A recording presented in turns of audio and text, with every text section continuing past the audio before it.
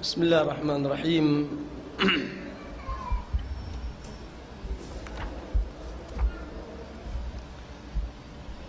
Assalamualaikum warahmatullahi wabarakatuh.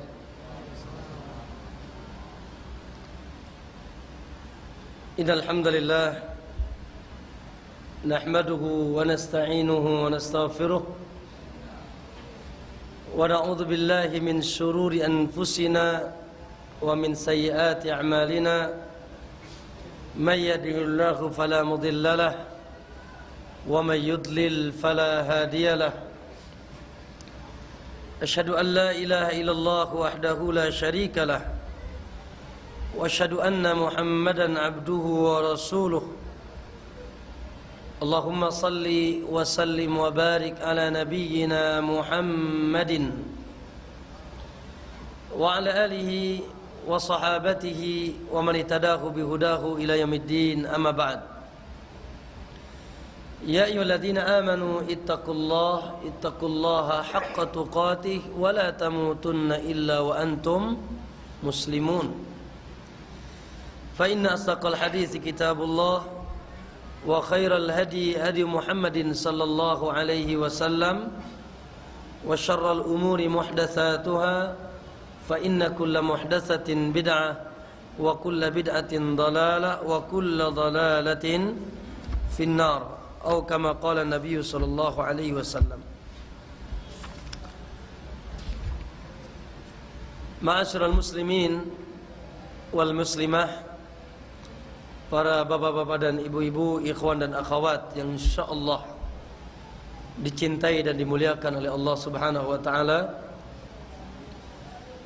Alhamdulillah, kita awali dengan senantiasa bersyukur dan memuji Allah Subhanahu wa taala.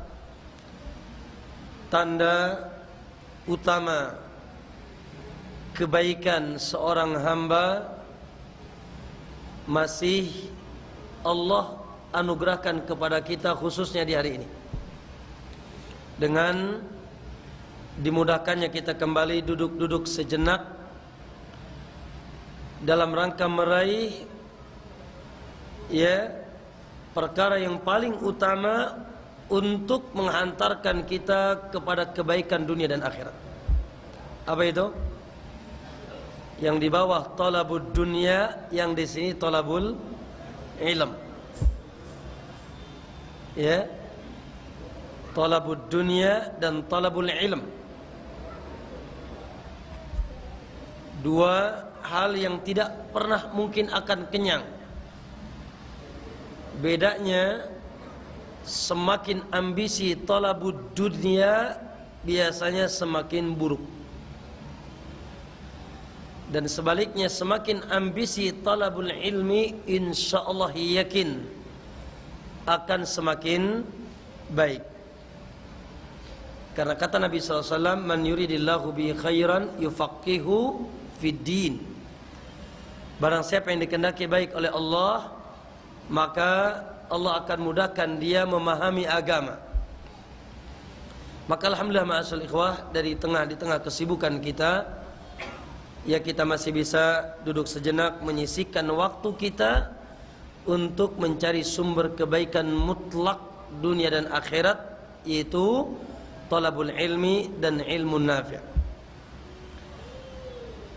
Supaya membuktikan, kalau kita lihat ma'asyiral ikhwah, keadaan zaman dari sebelum diutusnya Nabi sampai saat ini, kalau kita boleh gambarkan seperti piramid. Seperti piramid seperti ini. Dari mulai sebelum diutusnya Nabi sallallahu alaihi wasallam, manusia dalam keadaan terpuruk dan jahiliyah, sehingga siapa yang hidup di zaman itu, mereka celaka dan terancam neraka. Mohon maaf, hatta suaminya, hatta ibu bapaknya Rasulullah sallallahu alaihi wasallam, kedua orang tua Nabi, yang sahih riwayat-riwayat menunjukkan dalam Sahih Muslim yang lainnya bahwasanya kedua orang tua Nabi di mana? Di neraka. Baik, kenapa? Karena mereka hidup di zaman di sini jahiliyah. Kemudian Allah Subhanahu wa taala merubah zaman ini dengan diutusnya Rasulullah sallallahu alaihi wasallam. Ya. Maka diutuslah Rasulullah sallallahu alaihi wasallam memberikan sinaran di tengah kegelapan jahiliyah. Akhirnya subhanallah sampailah pada masa keemasannya, di mana manusia-manusia di zaman itu mulia, bersih. Ya, bahkan subhanallah siapa yang mengikuti cahaya Rasul di zaman itu dicap menjadi ahlul jannah. Rasulullah SAW dan para sahabatnya. Bahkan agama yang dibawa oleh Nabi SAW agama adidaya, agama yang mengalahkan seluruh agama. Subhanallah. Bahkan Nabi katakan, ya, aku ditolong oleh Allah, musuh sudah gentar kepadaku sebulan sebelum aku menyerang. Yes, pernah mencapai zaman keemasannya. Baik. Kemudian setelah ketika wafatnya Nabi sallallahu alaihi wasallam, tatkala Nabi wafat, kemudian juga manusia-manusia mulia yang bertemu Nabi juga zamannya selesai, akhirnya piramid itu mulai turun. Ya. Dan terus turun dan terpuruk. Kata Nabi, ma'ata 'alan nasi zamanun, tidak ada zaman yang datang setelahnya kepada manusia illa walladhi ba'dahu syarrun min, kecuali ya zaman yang setelahnya lebih buruk dan terus terpuruk. Ma'asyiral ikhwah, beginilah dahulunya telah berada di zaman puncaknya, kemudian turun kembali. Manusia kembali kepada kejahiliahannya. Ya, tatkala wafatnya Rasul dan para sahabat, manusia sudah mulai banyak meninggalkan cahaya yang dibawa oleh Allah dan Rasulnya, oleh Rasulullah sallallahu alaihi wasallam. Sehingga kalau di database semua kejahilan yang dahulu terjadi kembali sekarang terjadi,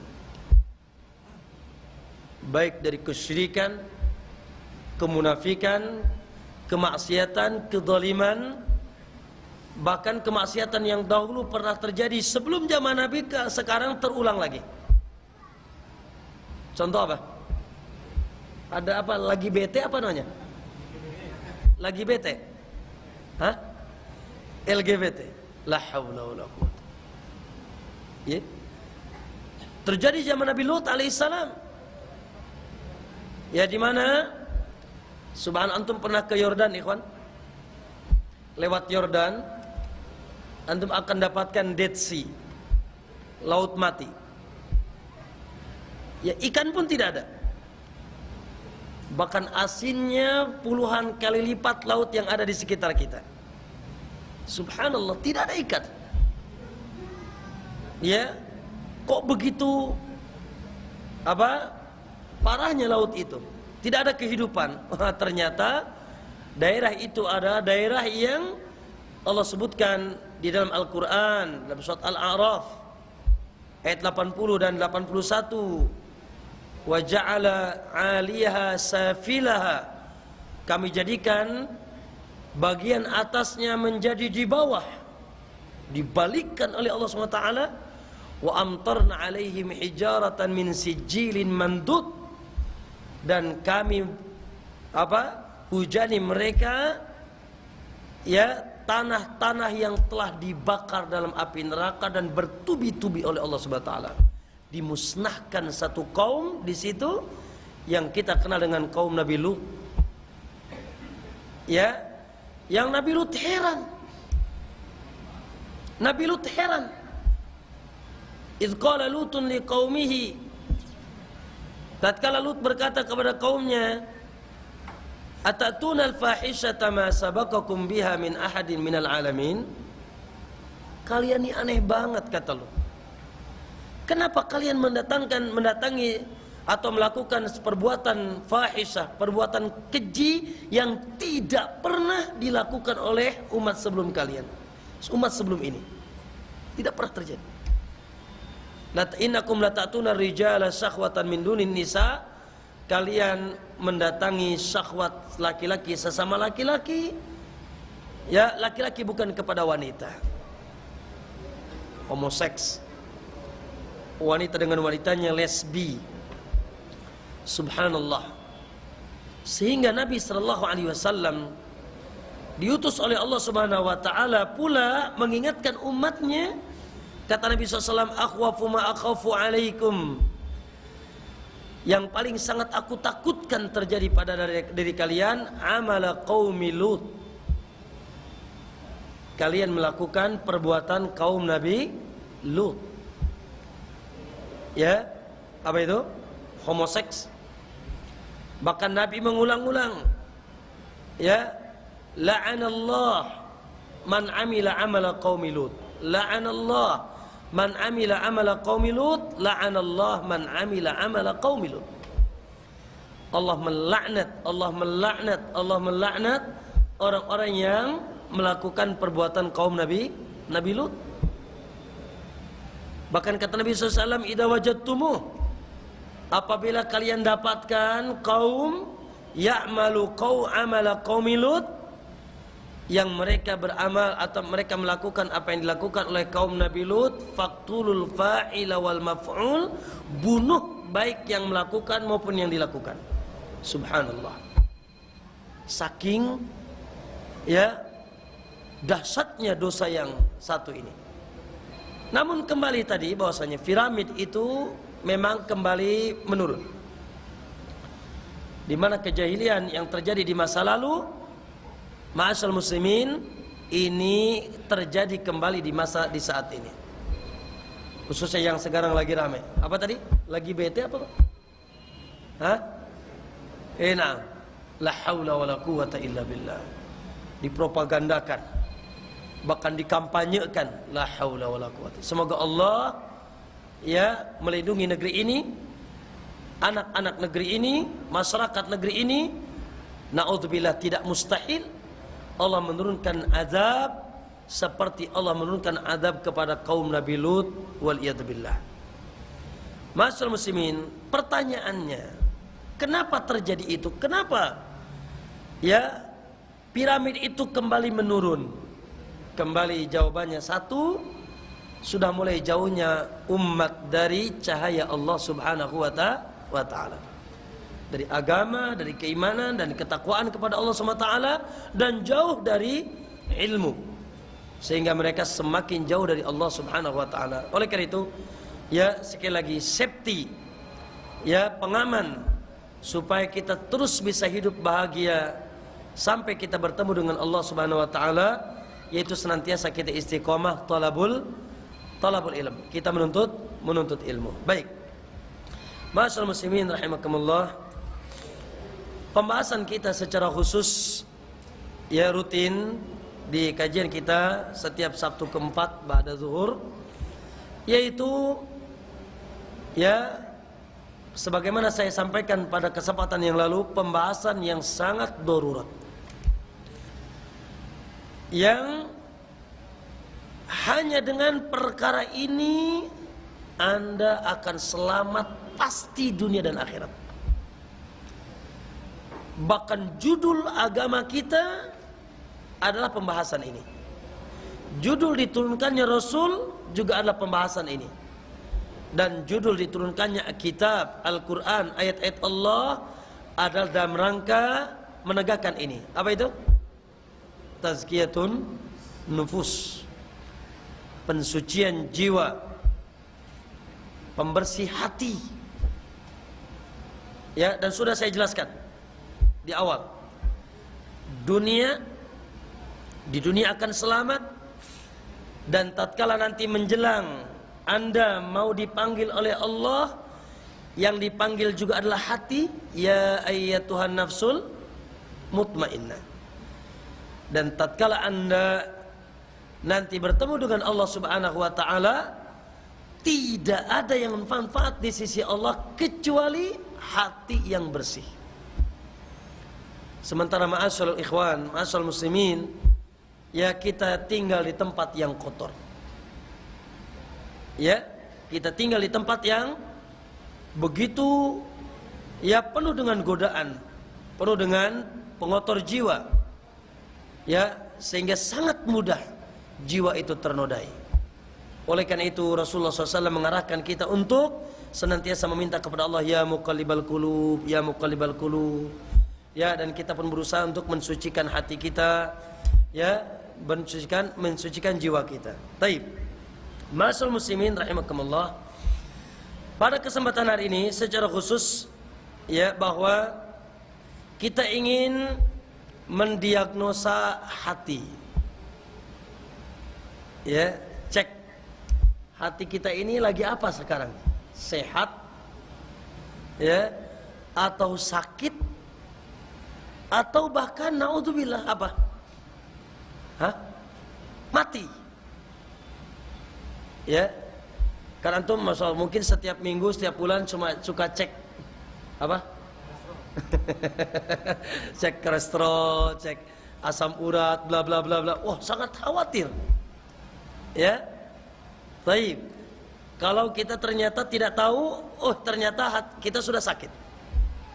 Baik, ma'asyiral muslimin, kalau cek badan saja untuk kesehatan dunia ini sangat darurat, ini sangat kita butuhkan, maka para ulama tabib yang mereka merupakan tabib ya, dokter-dokter hati, karena kata Ibnu Qayyim, fa amma maradul qulub, adapun penyakit hati ya, pamusallamun ila rasul, maka tabibnya adalah siapa? Rasul sallallahu alaihi wasallam ya, dan orang-orang yang mengikuti jejak mereka, para pewarisnya, yaitu para ulama. Itu tabib hati. Baik. Ma'asyiral muslimin rahimakumullah, Al-Imam Ibnu Qayyim ya, atau sebelumnya kenapa kita dalam pembahasan ini perlu cek and recheck, diagnosa hati? Kenapa? Karena kita supaya tahu ya bagaimana keadaan hati kita sekarang. Apakah hati kita hidupnya sehat atau tidak? Ya, ataukah sedang sakit ataukah sudah mati? Baik. Karena Al-Imam Ibnu Qayyim mengatakan musibah yang paling besar bukan antum tabrakan, bukan antum dagang rugi, ya, bukan antum paceklik, ya, terkena musibah uruslah. Kata beliau, ma duriba, ya, tidaklah seseorang dikenakan bi'uqubatin a'dhabu min qaswatil qalb. Tidak ada musibah yang paling besar yang ditimpakan oleh Allah kepada seorang hamba melebihi musibah, yaitu kerasnya hati. Ya, musibah yaitu kotornya hati. Kemudian wal bu'du anillah, dan jauhnya dia dari Allah, wa ab'adul qulub minallahi alqalbul qasi, kata beliau. Dan hati yang paling jauh dari Allah adalah hati yang keras. Baik. Sebaliknya kata beliau, wa hayatul qalbi, dan hidupnya hati seseorang, wansirahuhu, dan lapangnya hati seseorang, madatu kullu khairin, merupakan yaitu sumber segala kebaikan. Kenapa dia baik? Karena hatinya baik. Dan sudah kita jelaskan di awal bahwasanya kebahagiaan seseorang, ya, kebahagiaan seseorang ada di hatinya. Oleh karena itu, ya, para ulama tatkala menjelaskan ya makna kebahagiaan, kata mereka, Syekh Utsaimin katakan, as-sa'adatu, kebahagiaan itu, tuma'ninatun nafsi wansyirahu as-sadr. Tenangnya jiwa dan lapangnya dada. Kalau antum jiwa tenang, tidak galau, ya tidak keluh kesah, bahkan tidur pun tidak usah pakai obat tidur, langsung tidur, berarti antum lagi bahagia. Tapi kalau hati lagi penuh dengan kemelut, galau, hati sempit, yang ada rasa takut dan rasa takut, walaupun anda serba ada dari sisi dunia, anda sedang sengsara. Ya, maka bahagia juga ada dalam hati. Makanya kata beliau, hayatul qalbi, hidupnya hati seseorang dan lapangnya hati seseorang, ini sumber kebahagiaan dan kebaikan dia dunia dan akhirat. Baik. Al-Imam Ibnu Qayyim rahimahullah mendiagnosa hati seseorang atau seorang hamba. Kata beliau, ya, kata beliau, al-qalbu salasah, bahwasanya hati itu terbagi tiga. Hati yang ada di dada antum itu, di dada kita, ya, terbagi tiga. Seluruh manusia, ya, kalau dibagi-bagikan, hatinya terbagi tiga. Yang pertama, al-qalbus salim, atau dengan istilah lain al-qalbus sahih, hati yang selamat atau hati yang sehat. Masya Allah. Ya, hati yang apa? Selamat dan sehat, bersih. Allahu Akbar. Ya. Kelompok manusia yang pertama disebut al-qalbu as-sahih atau al-qalbus salim, hati yang selamat atau yang sehat. Yang kedua, al-qalbul marid, hati yang marid. Apa marid? Sakit. Hidup sih hidup, ada kehidupan, cuma sakit dia, tidak bisa banyak bisa berkiprah, bahkan dia merasakan sakit dalam kehidupannya, sakit. Tapi masih ada kehidupan. Yang ketiga, wal iyadzubillah, na'am, kata beliau, al-qalbul mayyit, na'udzubillah, hati yang sudah mati. Dipukul, diapakan tetap aja, dinasehati, bahkan dibakar pun santai aja. Sudah tidak lagi ada kehidupan, mati sudah. La haula wala quwwata. Ya, ini diagnosa hati, kata Al-Imam Ibnu Qayyim rahimahullah, bahwasanya hati manusia terbagi tiga. Sekali lagi, pertama apa? Al-qalbu as-sahih atau salim. Yang kedua apa? Al-qalbul marid, sakit. Yang ketiga, al-qalbu al-mayyit. Kira-kira antum yang mana nih ya? Atau kita yang mana ini? La haula wala quwwata. Ya. Nabi sallallahu alaihi wasallam sangat mengkhawatirkan tentang hatinya. Makanya dia senantiasa kata Anas bin Malik, Nabi senantiasa mengatakan, ya muqallibal qulub, ya muqallibal qulub, wahai yang membolak-balik hati, wahai yang membolak-balik hati. Lalu Aisyah bertanya, ya Rasulullah, a'alaika takhaf, apakah atas dirimu kau takut? Kamu kan Rasul, kamu kan seorang yang mulia, apakah kau takut atas dirimu?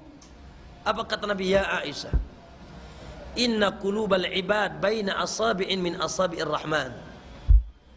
Aisyah, ketahuilah bahwasanya hati seorang hamba dijemari Allah.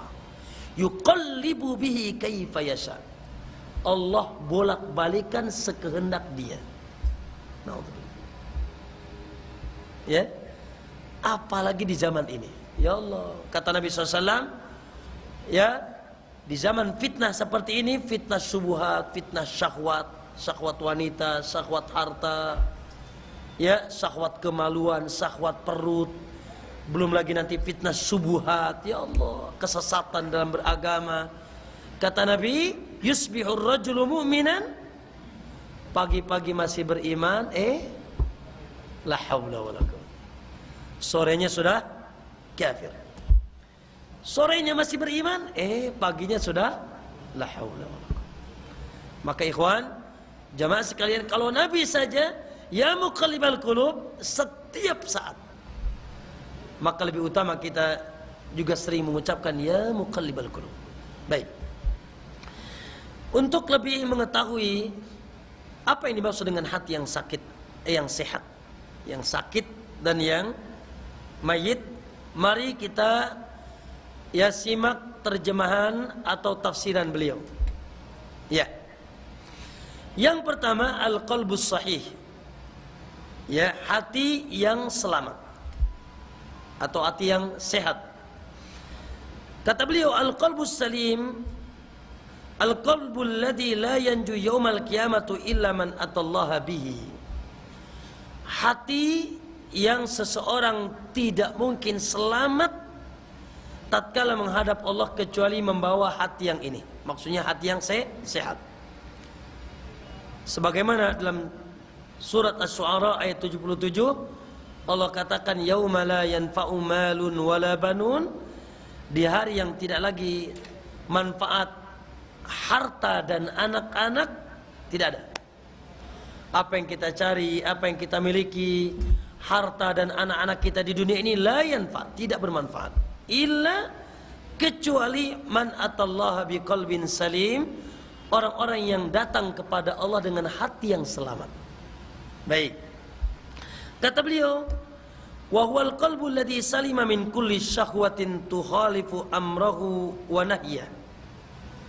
Apa hati yang selamat itu? Kata beliau, hati yang selamat dari penyakit syahwat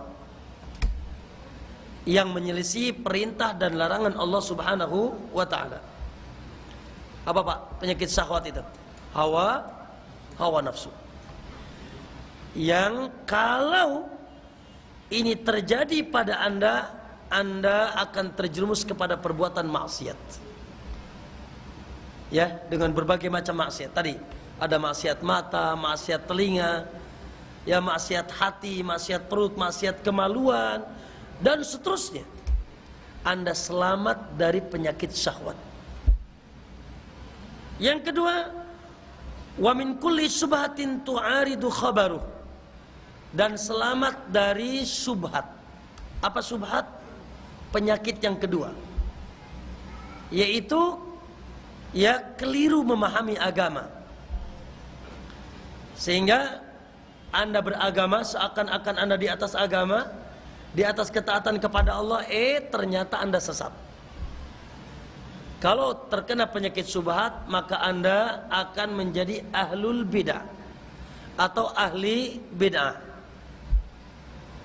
Ya, kalau tadi ahli maksiat, yang kedua ini imma Anda jadi ahlu syirik atau ahli bid'ah, melakukan kesyirikan, menyekutukan Allah, dan Anda anggap itu agama, atau Anda beribadah sungguh-sungguh tidak di atas tuntunan Rasulullah, namun Anda anggap itu perbuatan ibadah.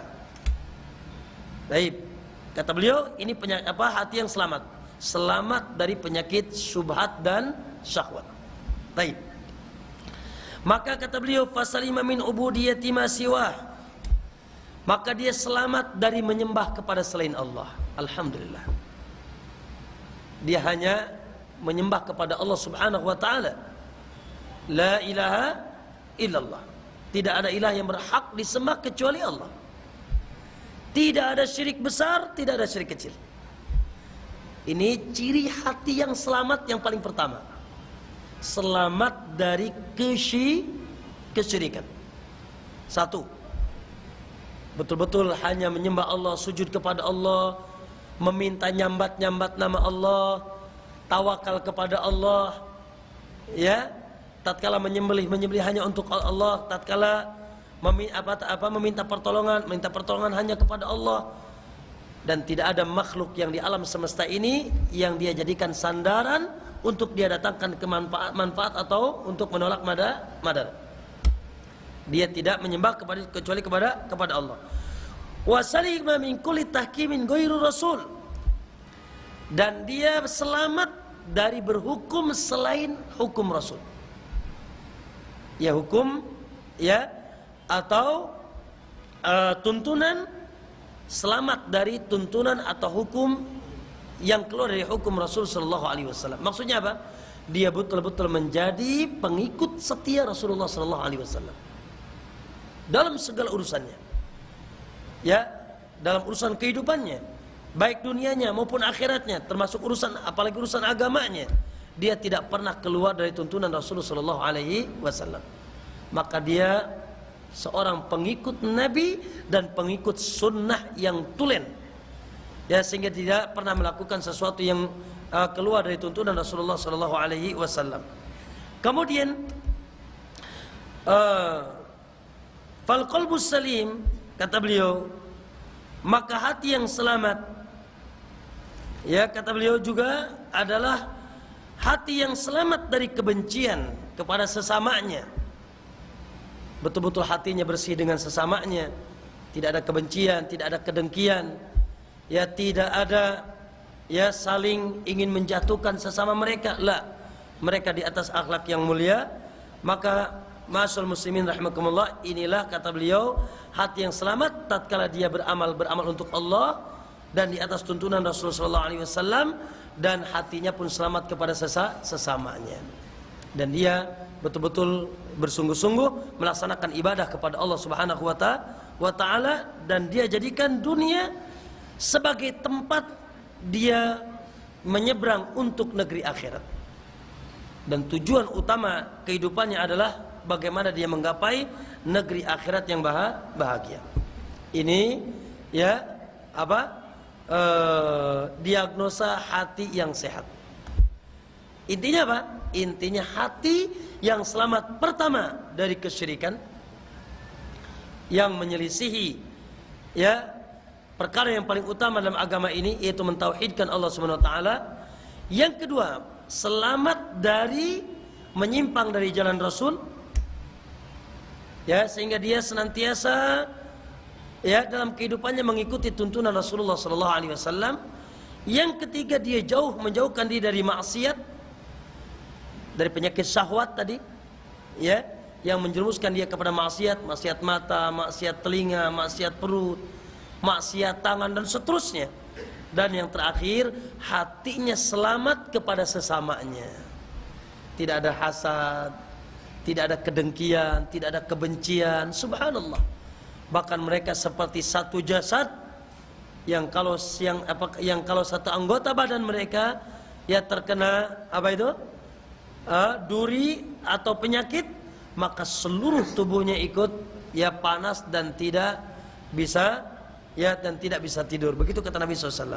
Baik, itu hati yang selamat. Masya Allah, hati yang tunduk kepada Allah dan Rasulnya. Sami'na wa ata'na. Ya, baik. Kemudian yang kedua ada al-qalbus saqim, hati yang sakit. Ya, sakit ini hidup nggak Pak? Ada kehidupan? Ada. Tapi sakit. Ya, dia masih hidup. Ada faktor kehidupan, tapi ada faktor penyakit yang membuat hidupnya tidak sempurna dan tidak tenang dan sakit. Makanya kata beliau, adapun wa ammal qalbus saqim, adapun hati yang sakit, wa huwa qalbun lahu hayatun, yaitu hati yang ada kehidupannya, ada cahaya, ada sisi sehatnya, ada kehidupan, tidak mati. Namun wabihi illatun, namun di dalamnya terdapat penyakit. Falahu madatan, maka di dalam hatinya ada dua faktor. Pertama, faktor kehidupan. Yang kedua, faktor yang membuat dia ya hidupnya tidak sempurna. Maka mana yang lebih kuat dominan pada dirinya, kehidupannya atau sakitnya, itu yang ya dominan pada dirinya. Makanya kata beliau, ya, walamma ghalaba alaihi minhuma, mana yang lebih kuat dari keduanya, faktor sehatnya atau faktor sakitnya, atau terkadang bolak-balik, terkadang sehatnya ya lebih banyak, terkadang sakitnya lebih banyak. Maka kata beliau, fihi, hati yang seperti ini di dalamnya ada apa? Mahabbatullah, ada rasa cinta kepada Allah. Ada. Punya rasa cinta, ya, wal iman, ada iman, wal ikhlas, terkadang muncul ikhlas, wat tawakkal, begitu juga ketawakalannya kepada Allah, wa huwa maddatu hayatihi, yang itu merupakan faktor kehidupannya.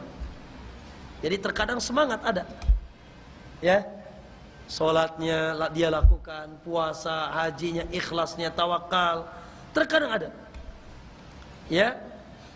Wa fihi, namun di dalamnya pula ada mahabbatus syahwat, ada kecintaan kepada syahwat, ya, wa isariha anil wal hirsi anid dunya, dan dia lebih mendahulukan dunia dan semangat untuk ambisi menggapai dunia.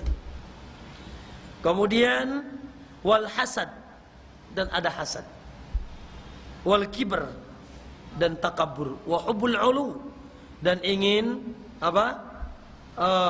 Menggapai kedudukan yang tinggi di dunia. Ya, dan dia berusaha untuk menggapainya, maka fahuwa mumtahinun baina da'iyain. Maka hati seperti ini diuji, ya, diajak oleh oleh dua faktor ini. Faktor kehidupan dan faktor penyakit. Terkadang kehidupannya lebih muncul sehingga dia apa? Sadar, ya, dia kembali ke jalan Allah. Dan namun terkadang penyakitnya lebih muncul, atau terkadang balance, sama, ya, sholat, puasa, ribanya jalan, hasadnya jalan, ya, maksiatnya jalan, bahkan bid'ahnya jalan, bahkan tidak sedikit dari mereka syiriknya juga jalan. Baik, maka ma'asyarul muslimin, ini hati yang sakit. Ada dua faktor di dalam hatinya. Ada dua dua pengajak untuk ya dia kepada jalan Allah, dan pengajak untuk kepada jalan syaitan, sehingga berbolak-balik. Dan ini hati yang sangat rentan. Kalau tidak segera kembali disehatkan, kembali ke jalan Allah SWT, wal iyadzubillah, dikhawatirkan tatkala dipanggil oleh Allah dalam keadaan hatinya belum sehat, atau bahkan penyakitnya lebih besar, maka dia mendapatkan su'ul khatimah. Ya, ini penyakit yang kedua, penyakit yang di dalamnya ada kehidupan, namun ada hati yang di dalamnya ada kehidupan, namun ada penyakitnya, ya, sehingga dia tidak aman. Oleh karena itu, yang penyakit yang ini, hati yang kedua ini, ya, hendaknya dia senantiasa berusaha, sebagaimana kata Allah, qad aflaha man tazakka, bahagialah orang-orang yang senantiasa terus membersihkan jiwanya, membersihkan. Qad aflaha man zakkaha, bahagialah orang yang senantiasa membersihkan hatinya. Dia senantiasa berusaha, ya, tatkala dia memiliki hati yang kedua ini, yaitu hati yang apa tadi? Al-qalbul marid, hati yang sakit. Yang ketiga, na'udzubillah, ya, kata beliau al-qalbul mayyit. Apa artinya? Hati yang mati. Gimana Pak kalau ada orang mati? Kalau dinasihati dengar nggak? Suruh ngaji mau tidak? Udah nggak mau lagi sudah. Bahkan dipukul pun sudah diam aja sudah. Mati sudah. Kenal sama antum tidak? Jangan kenal sama Allah, sama antum saja sudah tidak kenal. Apalagi dengan Allah Subhanahu wa taala. hati yang sudah tertutup, ya, tidak ada lagi kehidupan. La haula wala quwata. Ya, dirundung dengan noda-noda noda-noda hitam yang menutup hatinya sehingga sudah lagi tidak bisa bernapas dan dia terpuruk. Ya, maka kata beliau, dengan Pak, ini apa diagnosa hati yang mati. Kata beliau, walladzi la hayata bihi, hati yang tidak ada kehidupannya sama sekali. Fahuwa la ya'rifu rabbahu, hati yang tidak pernah kenal Allah, tidak kenal sama Allah, tidak pernah kenal sujud, ya, tidak pernah kenal Allah Subhanahu wa taala, wala ya'buduhu, dan tidak pernah menyembah Allah Subhanahu wa taala, wala yuhibbuhu wa yardah, dan tidak mencintai bahkan tidak meridai Allah Subhanahu wa taala, wa huwa waqifun ma'a syahawatihi, dan dia berjalan di atas syahwatnya, syahwat dunia, waladzatihi, dan kelezatan dunia, walau kana fihi ma sakhtu rabbih, walaupun dia berada di atas kebencian dan kemurkaan Allah, maka fahuwa muta'abbidun li ghairillah, maka dia telah menghambakan diri kepada selain Allah Subhanahu wa taala, ya, hubban wa khaufan wa raja'an, takutnya bukan lagi kepada Allah, cintanya bukan lagi kepada Allah, berharapnya bukan lagi kepada Allah. Maka orang yang seperti ini, kata beliau, ya, fal hawa imamuhu, imamnya hawa nafsunya.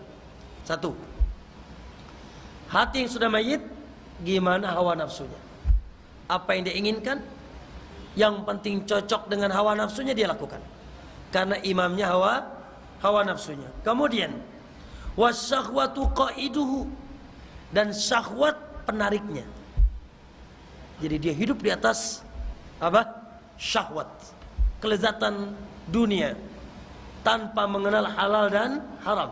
Yang penting puas, yang penting perut kenyang, ya, syahwat tersalurkan, dia merasakan kenikmatan dunia. Kemudian wal jahlu saikuhu, kata beliau, dan kejahilan supirnya yang membawanya, dia hidup di atas kejahilan, tidak ada ilmu dalam kehidupannya. Kemudian wal ghaflatu markabuhu, dan kelengahan itulah tunggangannya, dia senantiasa hidup di atas kelengahan, kejahilan, ya, bahkan, ya, dia berpikir bagaimana sebanyak mungkin menghasilkan, yaitu urusan dunia yang sangat sedikit. Na'udzubillah. Ustaz, ini hati siapa, Ustaz? Hati orang mukmin, muslim? Mungkin tidak? Mungkin, ya. Walaupun dominan hati yang ketiga ini adalah jelas hati orang-orang kafir. Taba'allahu ala qulubihim, Allah telah menutup rapat hati mereka. Na'udzubillah, tidak mengenal Allah, ya, tidak pernah menghambakan diri kepada Allah, bahkan dia menghambakan kepada selain Allah, Rabbnya, penciptanya. Dan dia hidup di atas kelezatan dunia, syahwat dunia, dan ambisi dunia. Di benaknya hanya dunia dan dunia dan dunia. Lupa dia dengan Allah, bahkan bukan lupa lagi, sama sekali tidak kenal Allah Subhanahu wa taala. Ini hati yang ketiga.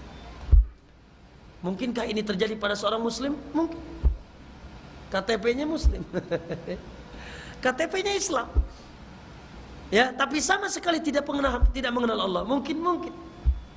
Maka ma'asal muslimin rahimakumullah, itulah diagnosa hati.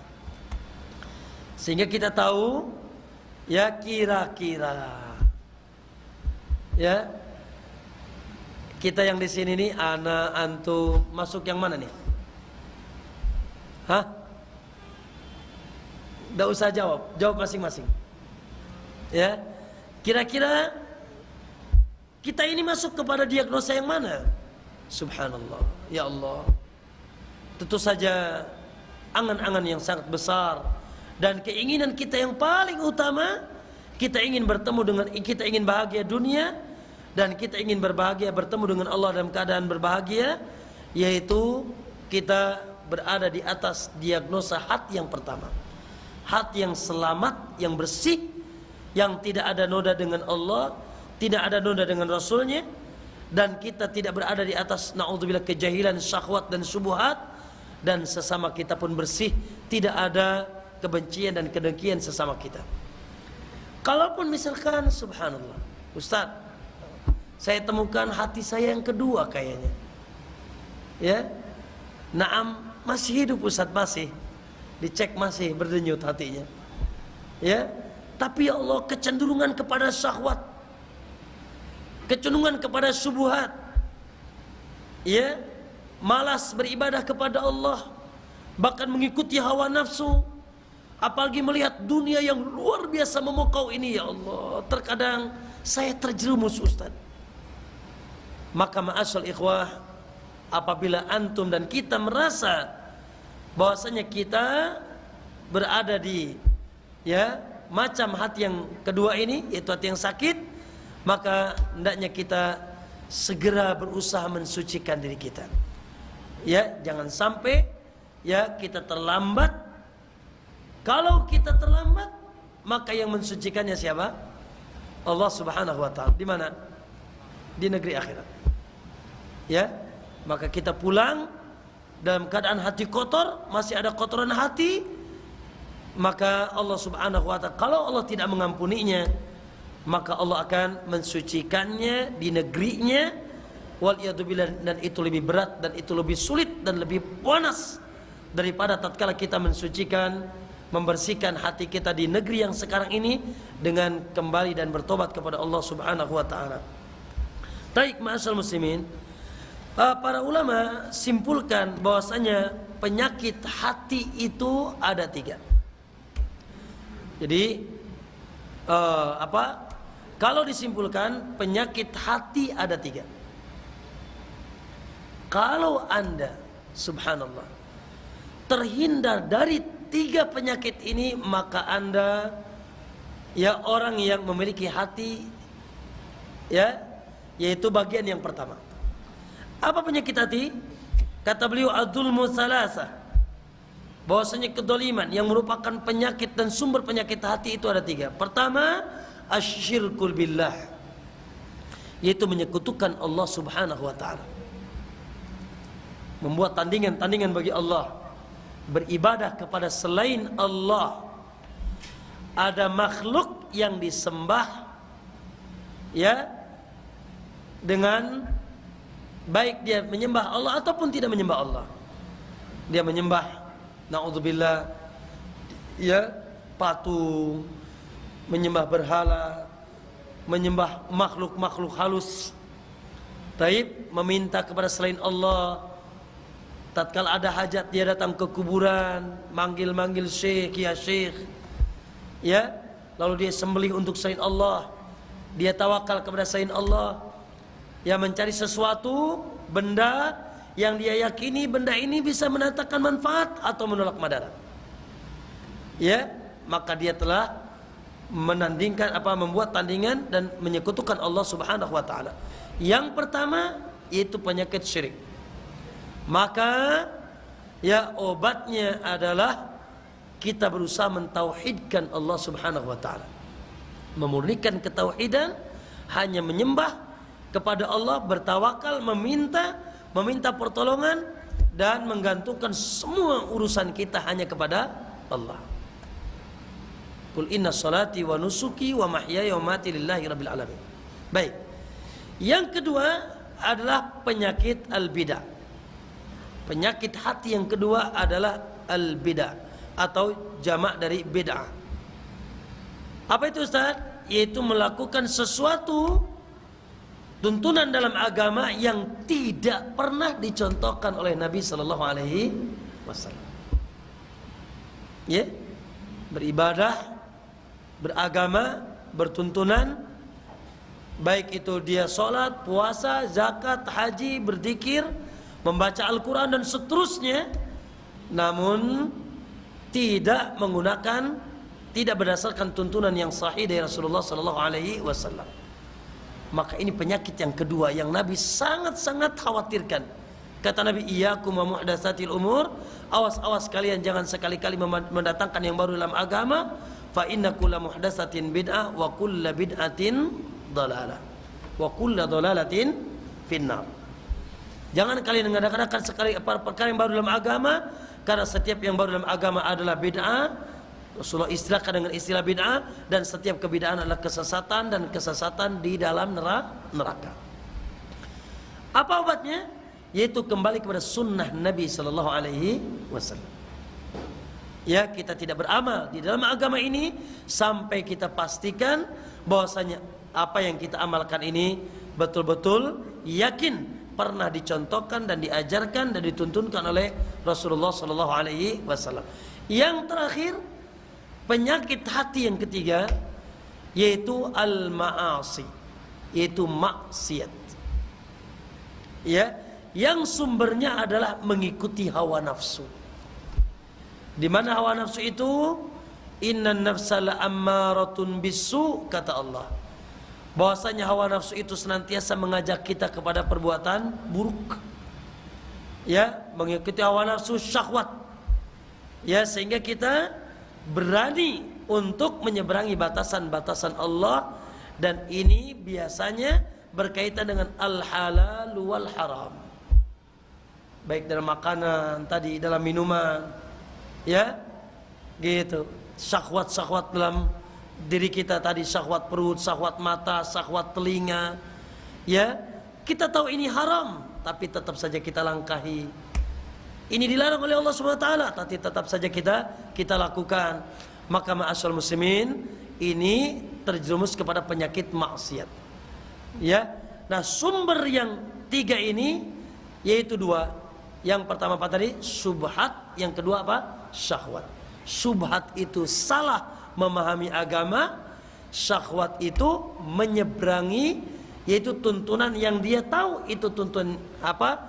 Itu hak atau benar atau halal atau haram, tapi dia seberangi mengikuti hawa nafsunya.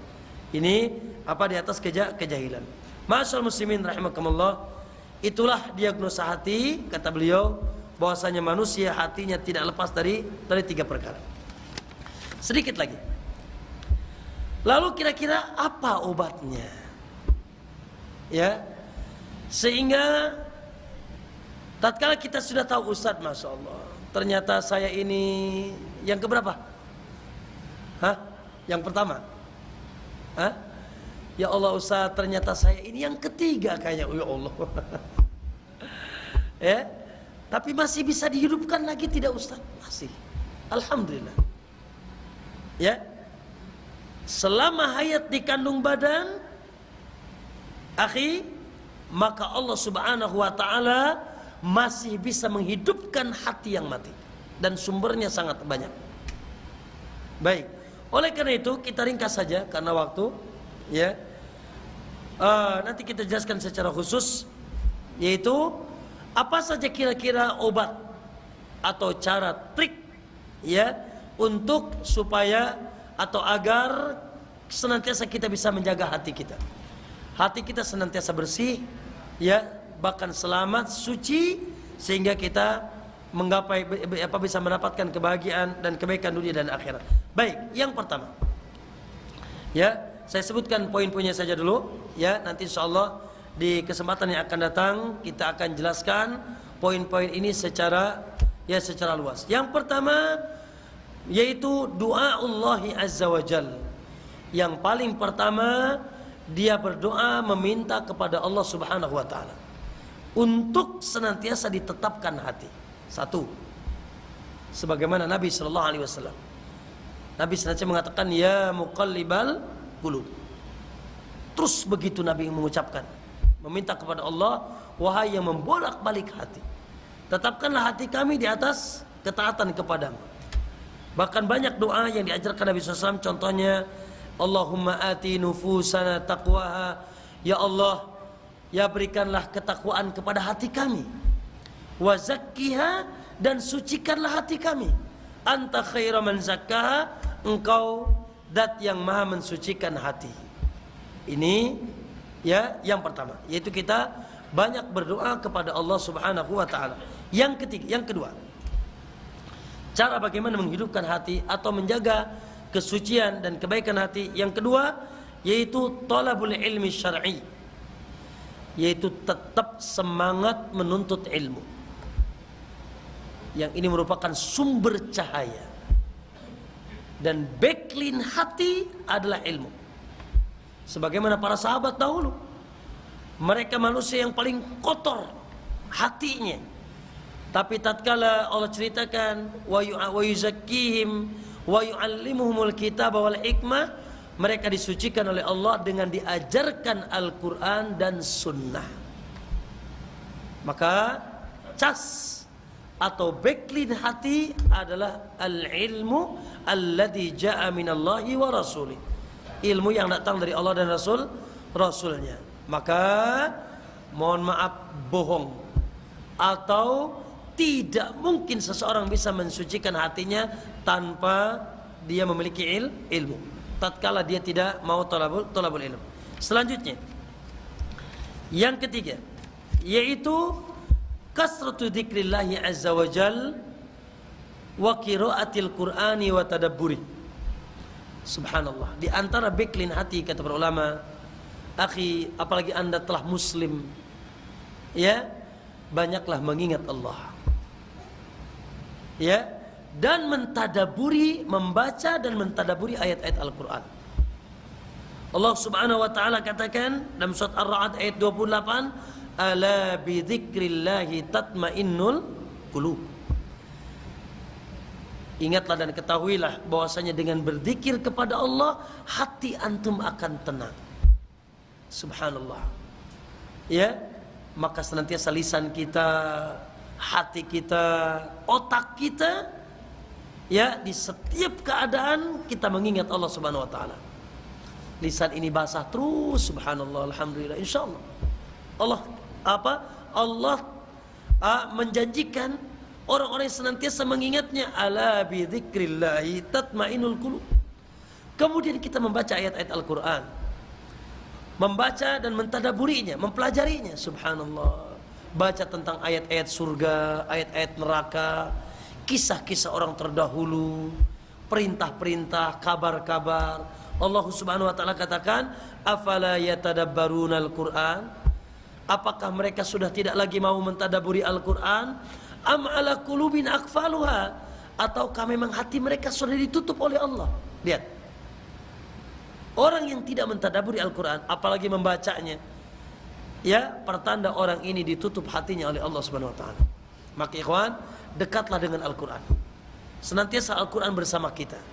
Minimal kita membaca satu hari, satu lembar, satu halaman, ya, dalam rangka mensucikan hati kita. Kemudian yang ketiga, yang keempat, al-mujahadatu ala taatillah. Ya, apa?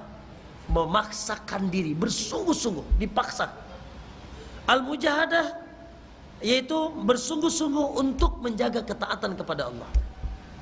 Walaupun terkadang, ya Allah, kita ini malas sholat, ibadah, puasa, ya, tahajud di malam hari, tapi kita mujahadah, bersungguh-sungguh, ya, berupaya untuk melawan hawa nafsu. Karena hawa nafsu kita ini inginnya apa? Inginnya istirahat, inginnya santai, ya, inginnya, ya, membuang-buang waktu yang tidak manfaat. Maka kita berusaha untuk, ya, melawan hawa nafsu kita, sehingga kita betul-betul bisa beribadah. Kenapa? Karena apa? Ibadah itu juga adalah jalan untuk mensucikan hati kita. Apa kata Allah? Innas salata tanha anil fahsya'i wal munkar. Contoh, salat itu mencegah antum melakukan perbuatan keji dan mungkar. Maka subhanallah, di antara backline hati adalah anda ibadah. Ya, maka anda harus berusaha untuk melawan, ya, kemalasan. Ya, makanya Nabi berdoa, Allahumma inni a'udzubika minal ajzi wal kasal. Ya Allah, aku berlindung kepadamu dari lemah, malas. Maka lawan, Pak. Subuh, ya, waktunya tidur, dilawan. Ramadan, waktunya berpuasa, dilawan.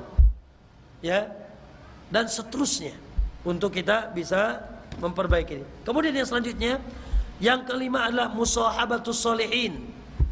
Kata para ulama, sering-seringlah bersahabat dengan orang-orang soleh.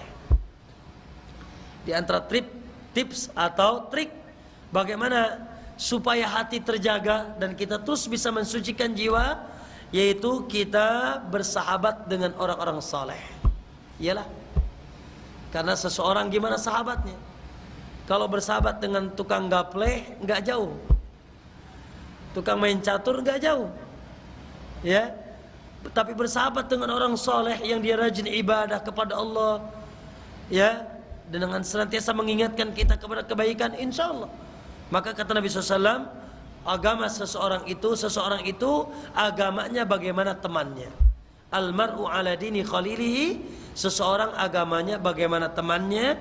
Maka lihat dulu, kata Nabi, falyangdur ahadukum amman yukhalil, lihat dulu siapa yang akan dijadikan teman akrab oleh antum. Maka di sini sering-seringlah, kata para ulama, bersahabat dengan orang-orang saleh yang mereka akan memberikan curahan, ya, yaitu kebaikan mereka kepada kita. Kemudian barangkali kata mereka di antaranya qiraatu qasasus salaf as-saleh, yaitu sesekali atau sering-sering membaca kisah-kisah orang saleh. Subhanallah, bagaimana kehidupan mereka, bagaimana ketenangan jiwa mereka, bagaimana kesungguhan mereka dalam ibadah, dan bagaimana akhir kesudahan mereka. Masya Allah. Sehingga kita iri. Sama-sama manusia, sama-sama makan, sama-sama minum, tapi kenapa mereka hidup dengan bahagianya? Ada apa dengan hidupnya? Oh, ternyata perjalanan hidupnya diisi dengan perkara-perkara yang, ya, diridhoi oleh Allah Subhanahu wa taala. Maka di sini lihat, makanya Al-Qur'an hampir sepertiganya kisah. Ya, Al-Qur'an hampir sepertiganya kisah. Kenapa? Ini ada pendidikan bagi kita. Laqad kana fi qasasihim ibratun liulil albab. Sungguh telah ada dalam kisah-kisah mereka pelajaran bagi orang-orang yang berfikir. Maka ini, ya, beberapa poin yang dinasihatkan bagaimana supaya bisa mensucikan jiwa kita. Pertama apa tadi? Ya, berdoa kepada Allah. Ya muqallibal qulub, tsabit qalbi ala dinik wa ala ta'atik. Yang kedua apa? Yaitu senantiasa tolabul ilm, menuntut ilmu. Tidak mungkin seseorang bisa suci hatinya tanpa ilmu. Yang ketiga apa? Yang ketiga yaitu banyak berzikir kepada Allah dan sempatkan waktu membaca dan mentadaburi Al-Quran, ya, dalam keseharian kita. Insya Allah dengan itu kita akan mendapatkan kebahagiaan atau kita mendapatkan ketenangan jiwa. Karena Allah janjikan, ala bidzikrillahi tatma'innul qulub, dengan mengingat Allah hati akan tenang. Kemudian apa lagi? Bersungguh-sungguh melawan hawa nafsu, baik dalam rangka melaksanakan perintah atau meninggalkan larangan, meninggalkan maksiat. Dan kita yakin, ya, tatkala maksiat itu ditinggalkan karena Allah akan gantikan dengan yang lebih baik. Kemudian selanjutnya cari sahabat yang saleh, yang senantiasa kita akrab, kita dekat, sahabat pena kita, ya, yang kalau sahabat itu soleh, insya Allah akan mempengaruhi kita dalam kesolehannya. Dan yang terakhir adalah sering-sering membaca kisah Rasulullah, kisah para sahabat, kisah orang-orang soleh terdahulu, ya, yang tatkala kita membacanya akan kita temukan bagaimana keindahan hidup mereka sampai mereka bertemu dengan Allah SWT, sehingga kita bisa meniru dan mencontoh kehidupan mereka. Barangkali itu yang bisa disampaikan di hari ini, ya, yaitu tentang diagnosa hati dan bagaimana kita berusaha mensucikan jiwa kita. Wallahu taala alam wa sallallahu wasallam ala Muhammad. Assalamualaikum warahmatullahi wabarakatuh. Tinggal 3 menit. Istirahat dulu mungkin. Istirahat dulu apa? Setelah apa? Sudah.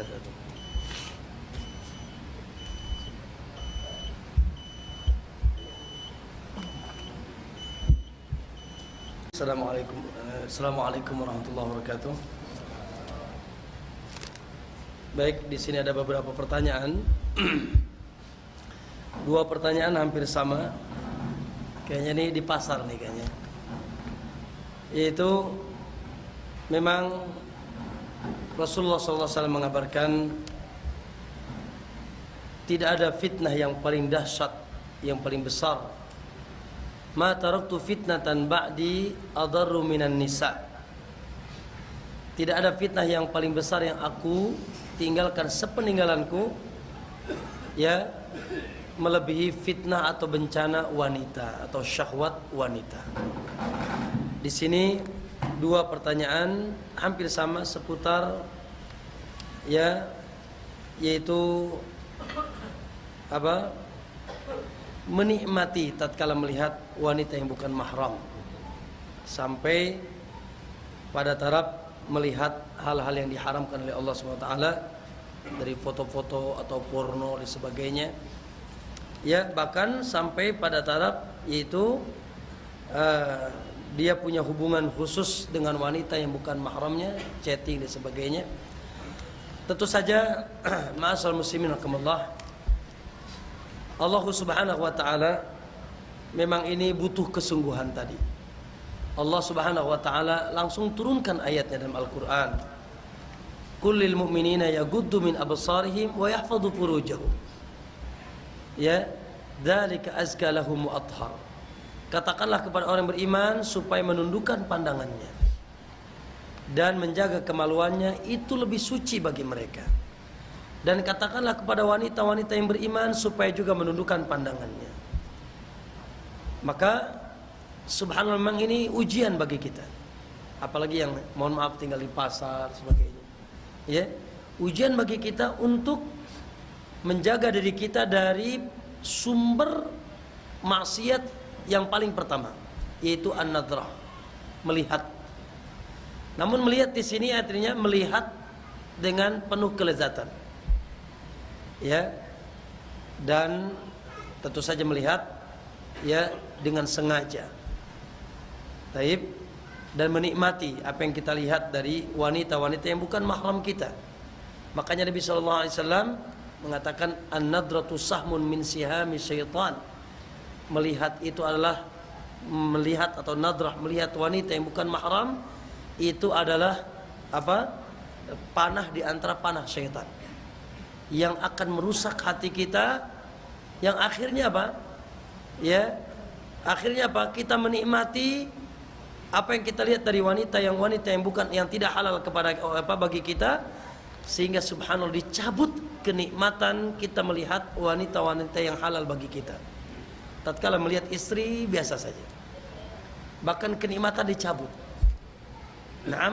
Namun tatkala melihat wanita lain, subhanallah, kita tertarik. Ini adalah penyakit yang membuat akhirnya apa? Kita terjumus kepada dosa maksiat, dari mulai dari mata ke hati, dan hati bergerak, akhirnya timbul syahwat. Syahwat tidak terpenuhi, apa tidak bisa tertahan, akhirnya sampai kepada terjumus kepada perzinahan. Ya, oleh karena itu tentu saja ini maksiat yang dilarang oleh Allah Subhanahu wa taala dan Rasulnya. Maka kita berusaha semaksimal mungkin untuk bisa memalingkan wajah kita atau tidak terlalu, ya, membelalakan mata kita tatkala, ya, ada atau kita melihat wanita yang tidak halal untuk kita lihat. Ya. Nah, wanita yang tidak halal untuk kita lihat. Baik. Kemudian Ustaz, bagaimana juga seorang muslim tidak mau membaca Al-Qur'an? Apakah hatinya rusak atau sakit tapi ia rajin sholat dan taklim? Baik.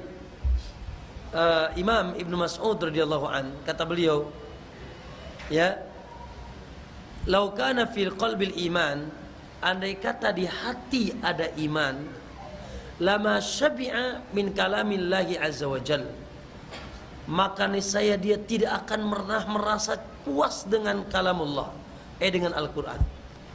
Akan senantiasa rindu dari mulai membacanya, mendengarnya, mentadaburinya. Subhanallah ikhwah. Ya, ayat-ayat Al-Quran tatkala dibaca, subhanallah, bukan hanya pertama, jelas kata Nabi, alif lam, la aqulu alif lam mim harf, aku tidak katakan alif lam mim itu satu huruf, tapi alif pun satu huruf, lam satu huruf, mim satu huruf, dan setiap huruf ada pahala dan kebaikan. Subhanallah.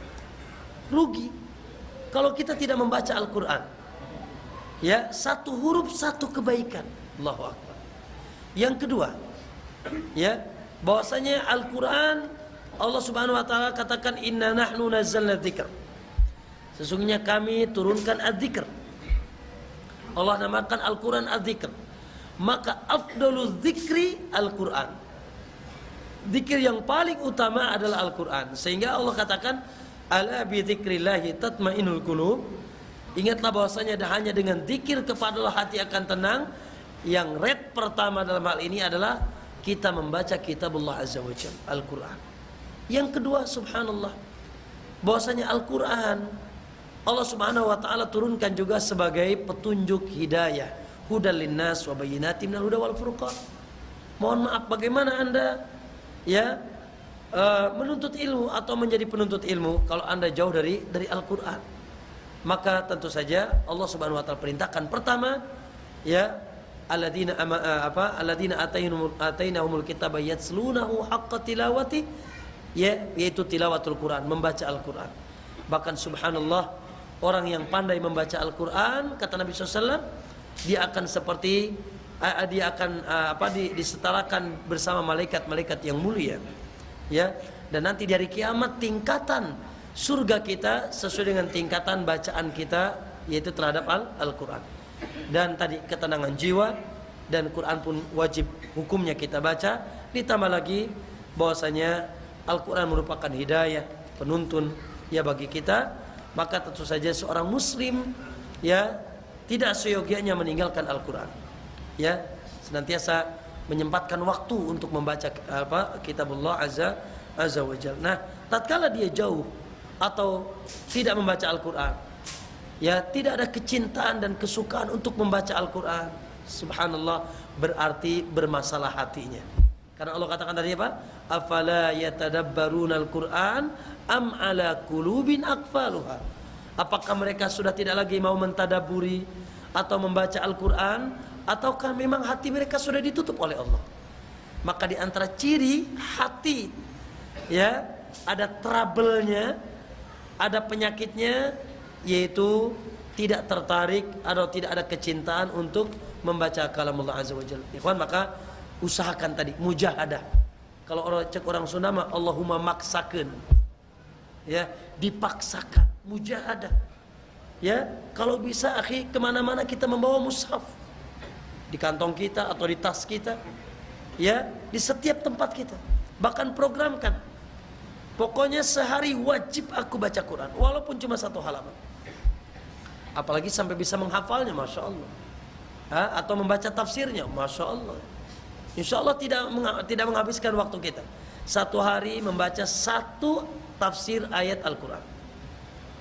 1 tahun 360 ayat. Antum baca tafsirnya, Allahu Akbar.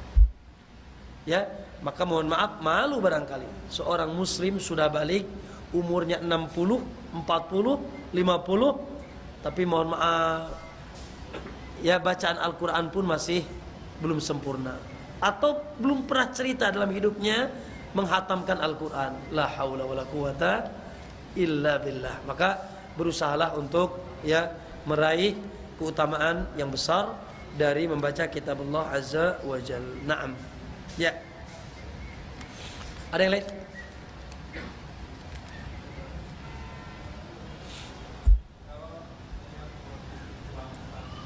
Ya.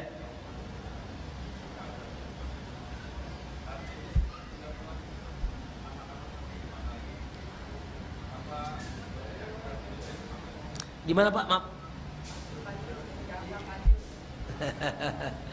Nah, kalau apa? Kondisi.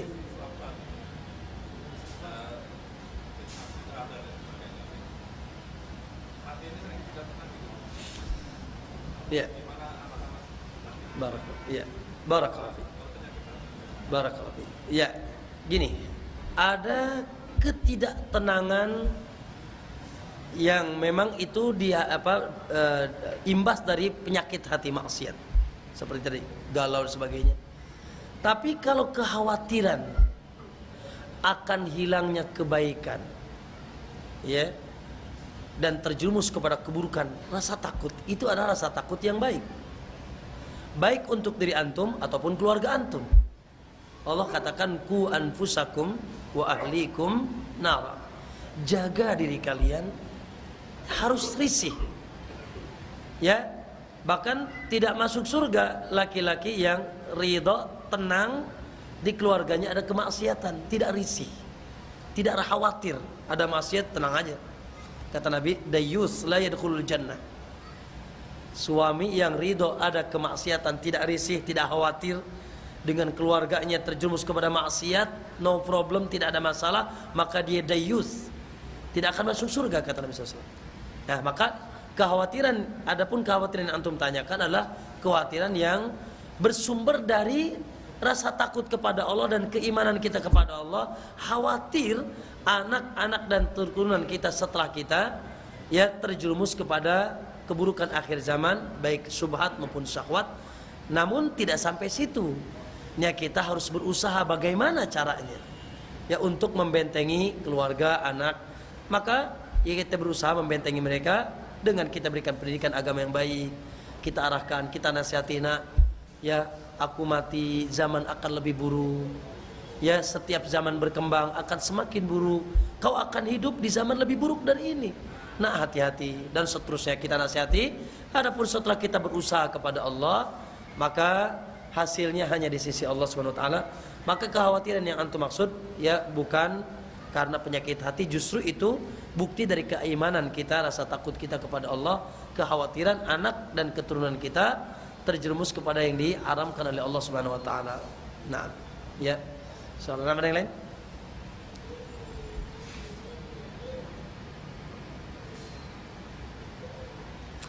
Bagaimana dengan orang yang mengalami stres, terganggu atau gila, ternyata penyakit hati? Nah, maksud ikhwah, stres ini ada dua, Pak. Ada stres memang awalnya penyakit hati, ambisi dunia, ya, atau dia memiliki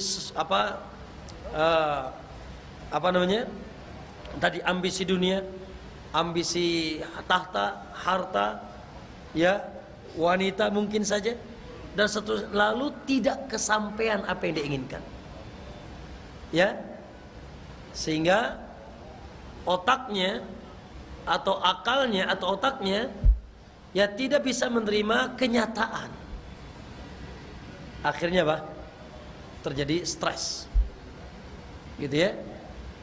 Maka ini berawal dari penyakit hati. Baik. Atau yang kedua, dari gangguan syaitan.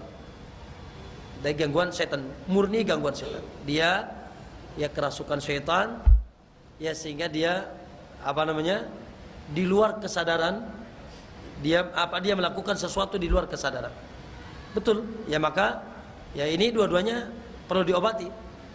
Ya, baik ya dengan disebabkan syaitan, maka kita ruqyah, banyak ya yang di ruqyah sembuh ya dengan keluar jin yang menyanding di tubuhnya. Ya, yang kedua yaitu secara medis barangkali di grogol ada gitu. Tapi tatkala dia sudah mulai sadar, harus diingatkan, ya, disadarkan, ya, dengan sebab yang membuat dia stres, ya, karena tadi ambisi dunia, ambisi tahta, banyak, Pak, nggak jadi, uangnya sudah habis, nggak jadi pilkada atau yang lain, stres dia, gila dia, ya, maka disembuhkan dulu secara medis, lalu setelah itu kembali disucikan hatinya, ditenangkan jiwanya, karena memang itu bersumber dari penyakit hati.